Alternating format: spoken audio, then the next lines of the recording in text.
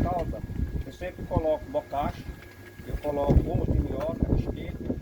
Eu gosto também de colocar pó de rocha por conta do silício. Como a minha irrigação é aérea, eu gosto de conferir mais uma resistência. Isso não é só o solo, o silício também sempre dá resistência à planta.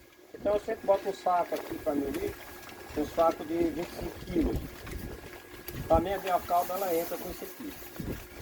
Lógico, não vai dissolver 100%, uma parte vai ser dissolvida, até porque aqui tem muitas bactérias.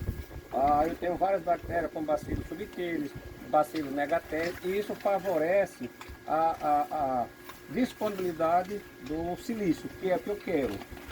Agora, quando você trabalha com micro-organismos, isso é acelerado de uma maneira rápida, e eu gosto disso para dar resistência à minha planta.